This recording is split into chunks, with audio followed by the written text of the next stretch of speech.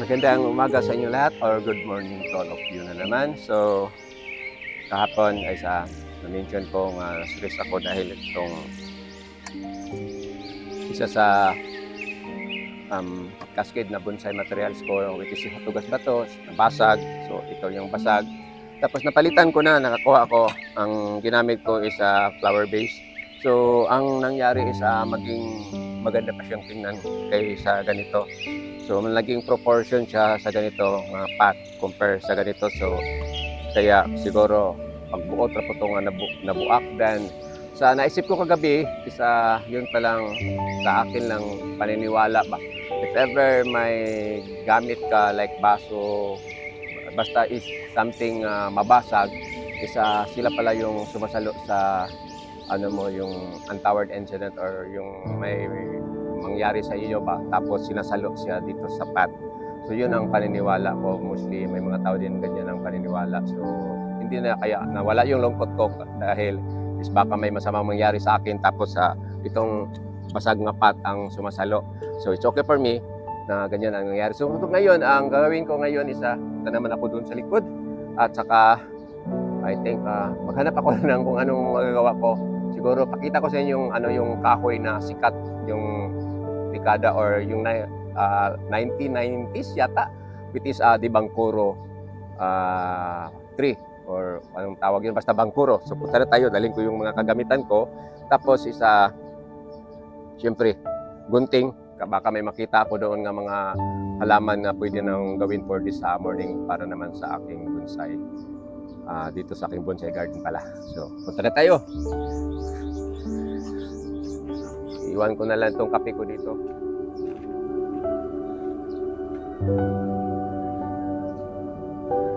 So ito na yung puno ng Bangkuro. So ito ang ititrim ko dahil na landungan or na pabera ng shade yung aking mga bonsai materials. So may marami na siyang mga bunga. So ito yung itsura sa puno ng Bangkuro. So ito yung niya, itong bunga niya. Try ko mapaklaro. Kasi naman ito nawala. Ito. So maliit pa yan. So sacrifice na lang ito. Putulin ko ito yung sa area nga saan na landungan itong aking mga bonsai materials. So ganito ang buhay sa tawag dito, mahilig sa bonsai or magpa-farm. Ayan, nahalaglagan. So mga malaki itong sanga, tapos dali na kayang mabali ni siya na tanim. Kaya kami nagtanim ng ganito kasi sikat siya, tapos ang mahal ng binta doon sa palengke dati yung mga bunga nito. Kasi ginawa itong juice kasi gamot daw. So ngayon wala na.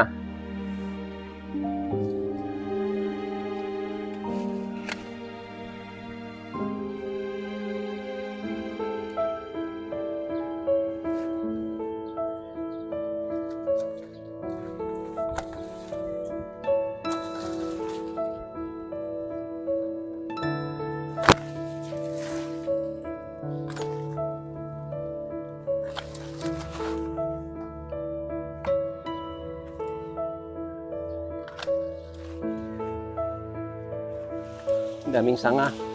So kailan ko pa itong linisin. Tapon doon sa likuran. Pagka malaya na ni, dauba na ulit siya. So, sacrifice itong mga bunga kasi wala naman yung mamimilian eh.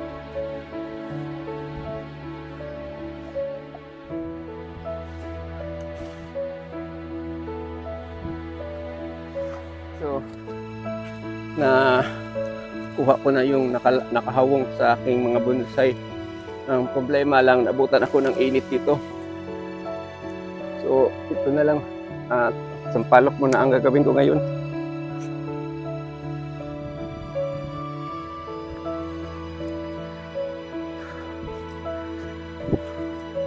So, mainit na dito. Tapos, ito ang gagawin ko, ito sampalok.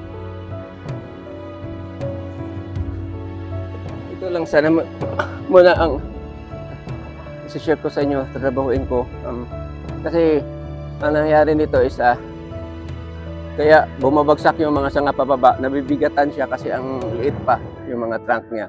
Tapos pag umuulan, mabigat yung dahon. Kaya nagda-drop siya. So wala na itong mga wire. So minor trimming lang ito, yung mga dahon na wala sa lugar ang gawin ko dito. So nagkamali ako, sana ginupit ko muna ito bago ko pinutol yung bangkuro. Kasi pinutol ko na yung bangkuro, ang nangyari is nainit na diri. Then hindi lang init ang tinitiis ko ngayon, natilasan pagugko. So hindi ko alam kung anong totoong pangalan yung tilas sa Tagalog, basta tilas sa amin. Yung Makati ba na worm, yun ang tilas sa amin. So hindi ko alam kung anong pangalan yan. So gamit to is paborito ko ito na materials kasi nagagandahan ako sa itsura niya kahit hindi maganda. Tapos nagbigay pa siya ng isang bunga. So yung mga dahon na naglapaw na bitaw, yun ang tatanggalin ko. Dali lang. Tapos ang gawin ko nito dito, kita itong bandang dito. Iisa na ko ni siya.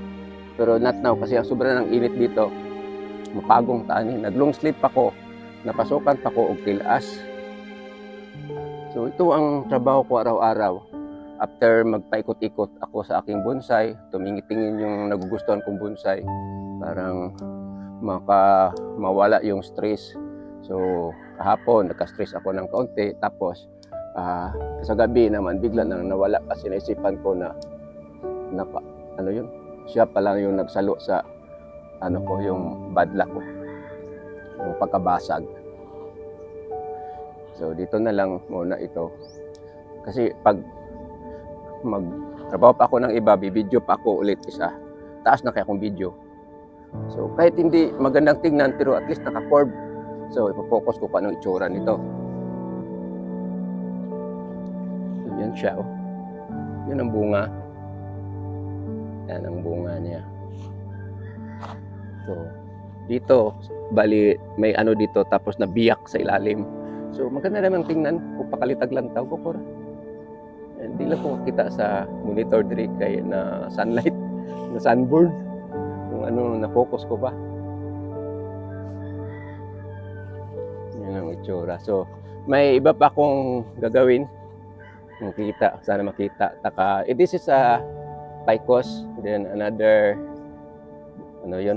sampalok, then dito is Pukinti. So masisikapan na sila ng araw, so hindi na sila malungkot itong bonsai materials ko.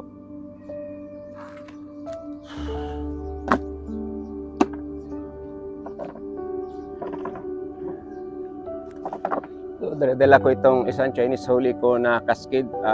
Tatanggalan ko ito ng mga salingsing kasi kailangan bata pa tanggalin kaagad kasi makatunok man yung dahon pag maging matanda na. So after na siguro. So yung sabi ko after na siguro kasi natilasan ko. So for this morning, ito lang muna ang masishare ko sa inyo, yung pagputol. Marami pa sana akong gagawin doon kaya natigil sa sampalok kasi nangangatin ako, maligo pa ako. Tapos maglagay ng kung anong gamot para sa tilas, siguro, picassent oil. So, and also for sharing na naging maganda na itong cascade ko.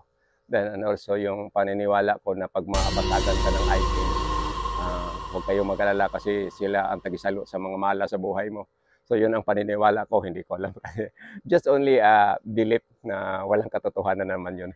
So, for this morning, ito lang masishare ko sa inyo regarding what I'm doing and my bonsai garden every day. So, maraming salamat sa panonood. Thank you for watching. God bless you all. Have a nice morning ahead of you. Bye-bye.